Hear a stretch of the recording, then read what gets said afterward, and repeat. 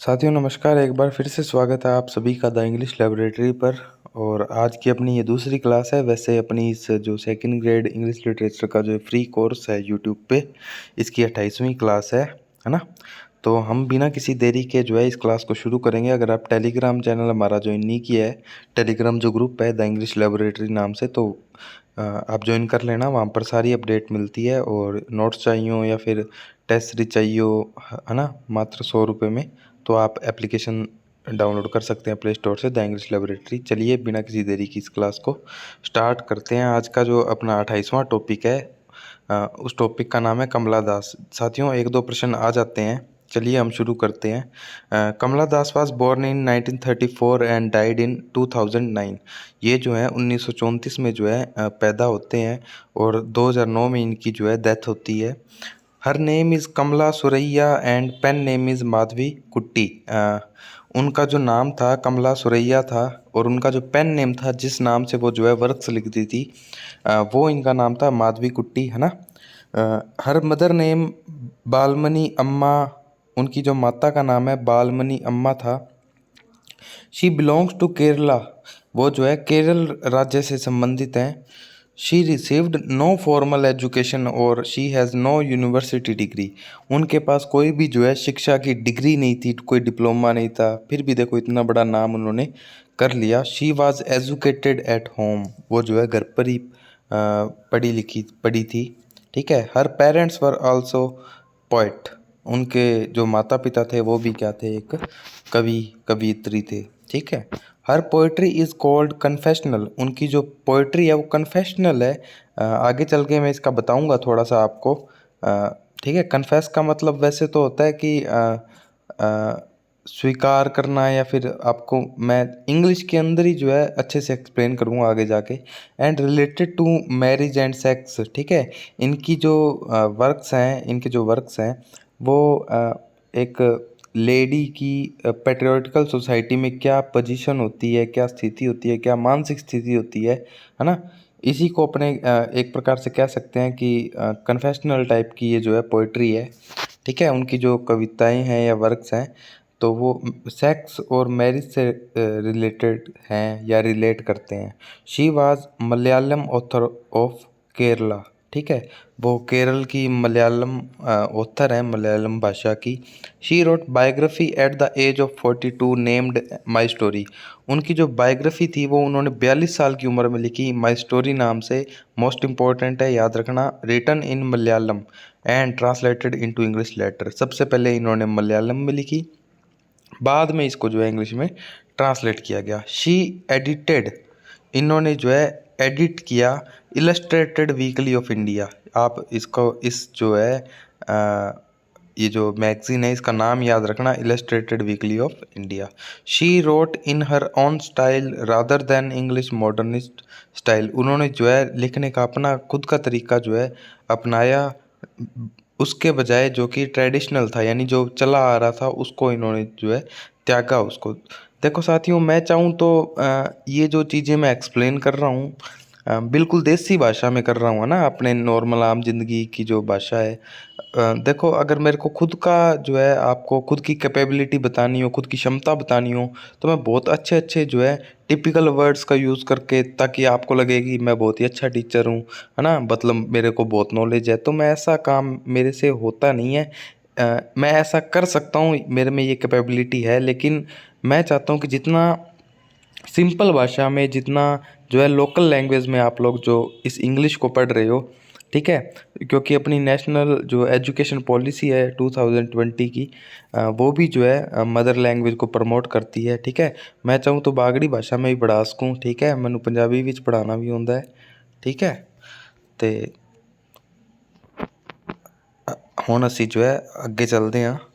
Her uncle mister Narayan Menon show love for the poetry of Kamala Das, है ना। उनके जो अंकल हैं मिस्टर नारायण मेनन, वो जो हैं कमला दास की पोइट्री पर काफ़ी गर्व महसूस करते हैं, अपना स्नेह दिखाते हैं। शी टॉक्स अबाउट फेमिनिज़्म, देखो मैंने आपको बताया था फेमिनिज़्म जो है उस पर बात करती है, स्त्रीवादी जो विचार होते हैं, relationship, sex and child care, है ना, इन सब चीज़ों पर जो है ये बात करती हैं।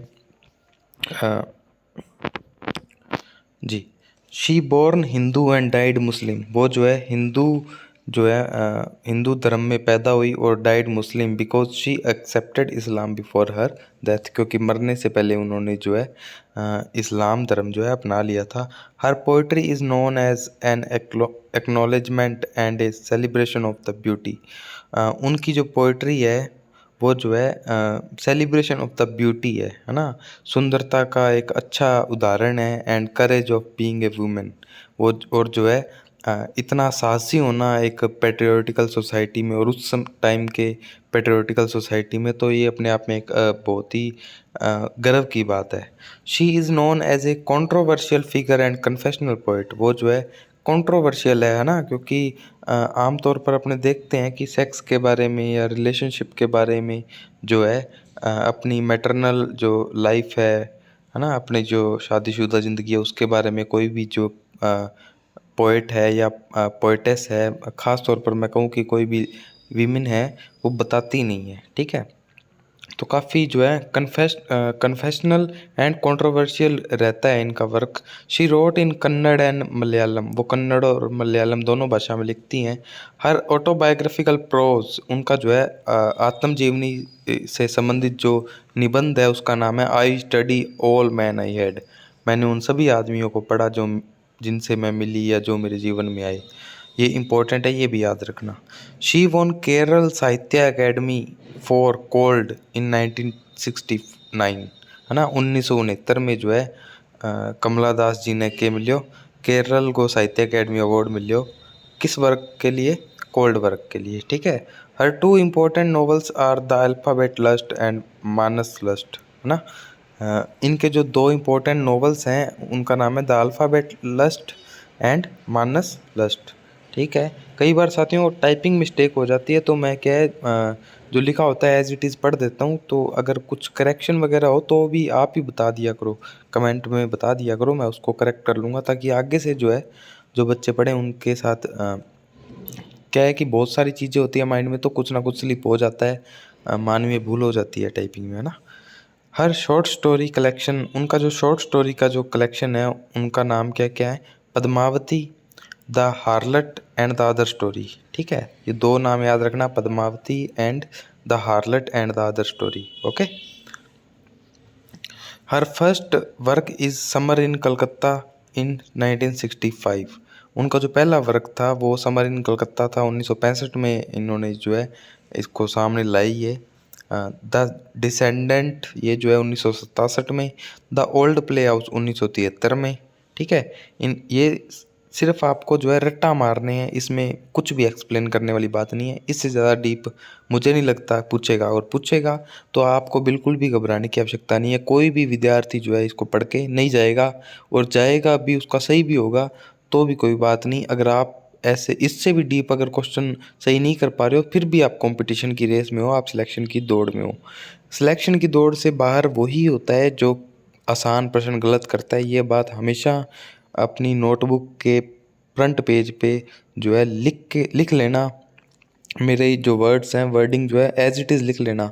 सिलेक्शन से बाहर वही होता है जो आसान प्रश्न गलत करता है, ना कि वो जो मुश्किल प्रश्न छोड़ देता है या गलत करता है, ठीक है। आसान प्रश्न गलत करने वाला ही सिलेक्शन से बाहर होता है।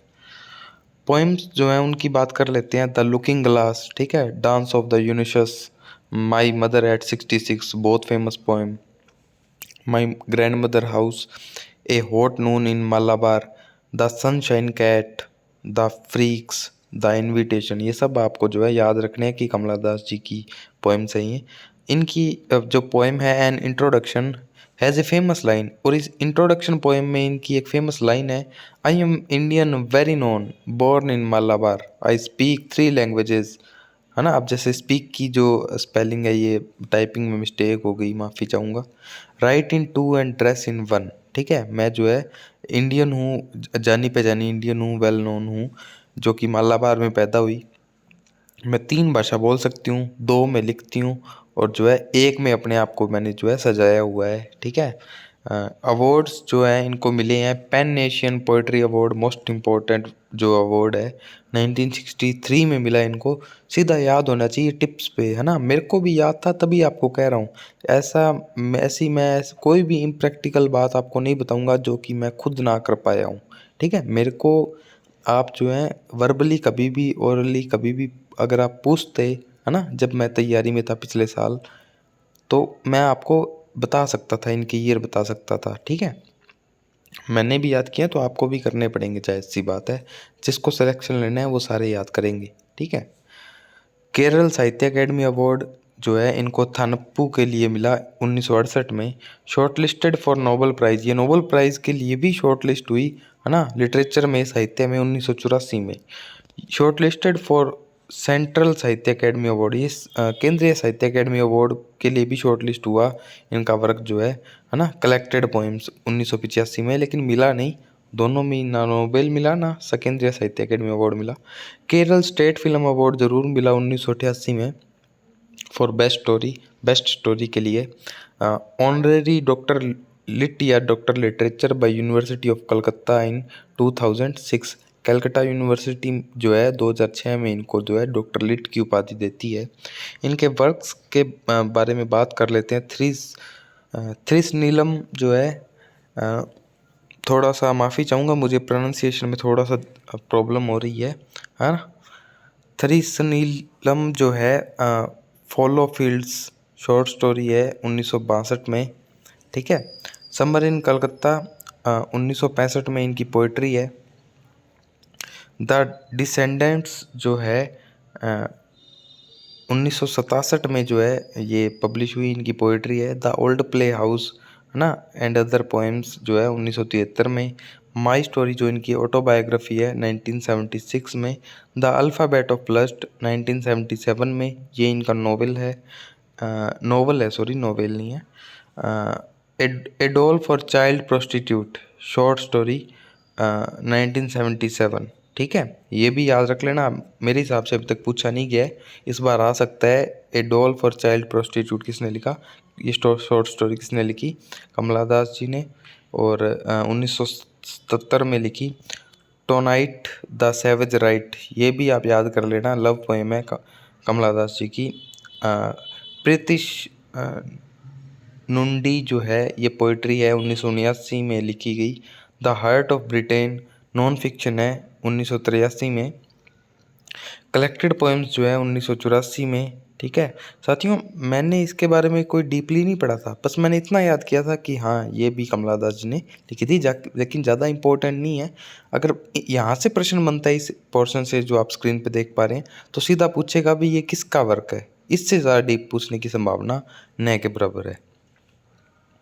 हाँ, अगर आपको ये सब याद है तो आप कितना भी डीप जाइए। कमला दास जी हैं, एक कोलाज है, ये प्लेज हैं, नाटक हैं, ये जो है 1984 में जो है पब्लिश होते हैं। द अन्नामलाई पोएम्स जो है ये पोइट्री है इनकी, 1985 में आती है सामने। पलायनम स्टोरी है ये 1990 में देखने को मिलती है। Padmavati the harlot and other story, ये जो है 1994 में प्रकाशित होता है। द सैंडल ट्रीज जो है 1995 में।